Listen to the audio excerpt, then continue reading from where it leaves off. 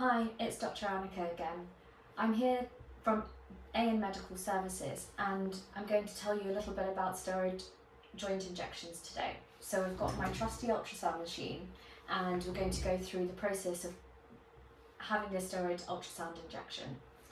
So when you come in for your ultrasound injection, the first thing I would do is to have a look at the joint in more detail, and that will be with our linear probe with the ultrasound machine, and we would look at the joint in question and see where the pathology is. Once we found out where the pathology is, that's when we would decide that we would want to do a steroid joint injection after getting a small amount of history from you, exactly where the pain is. And I'll be asking you a little bit about peripheral history in terms of your occupation and also other types of treatment that you have going on at the moment, with that being medication or physiotherapy.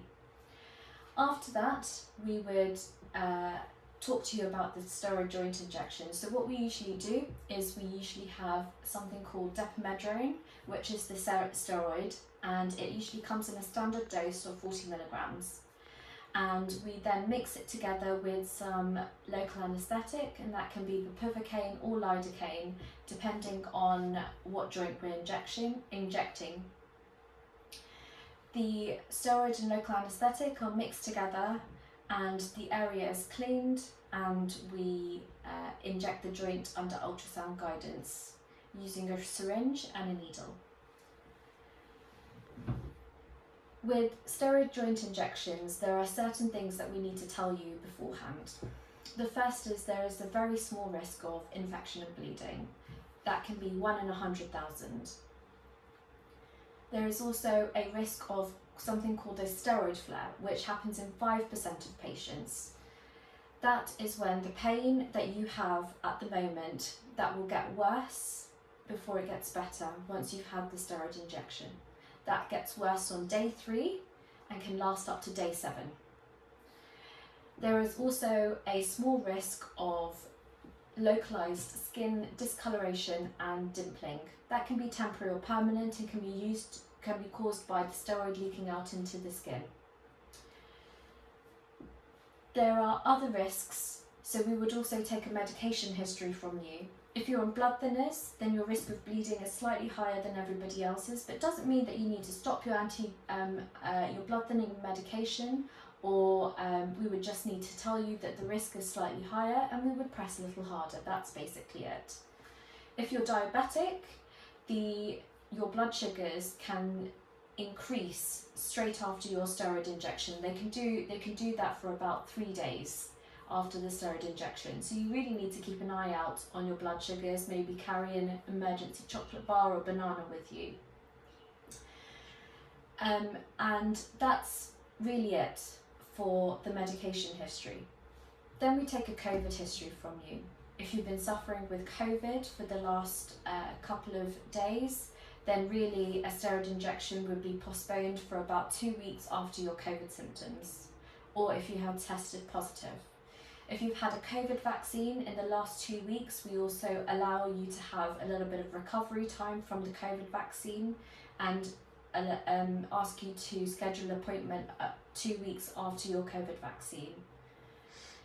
Also, if you're on antibiotics, that would also mean that you would have to completely come off your antibiotics, be clear of your infection, and that would take about 2 to 3 weeks after your last dose of antibiotics.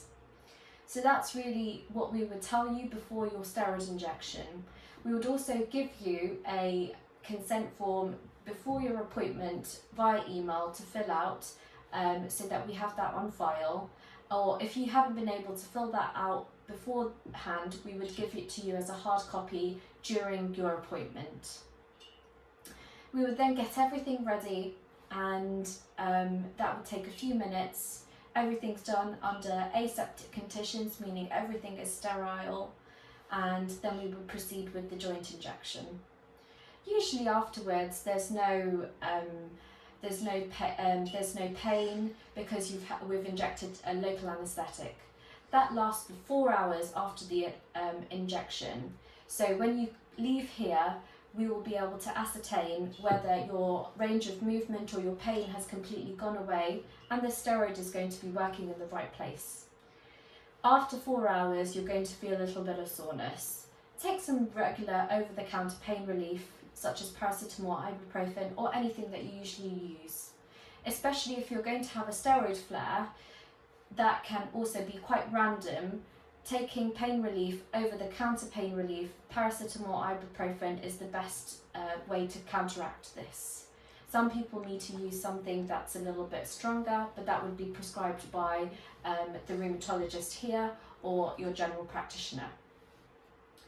And that really is it. We will apply a plaster. You can wait for that to fall off or take it off within 24 hours. Wait for a shower after about 24 hours. And then that should be it. I hope you feel relief from your steroid joint injection, and please check us out. Our phone number is 0207 205 4186, or our website is anmedicalservices.co.uk. Thanks, bye.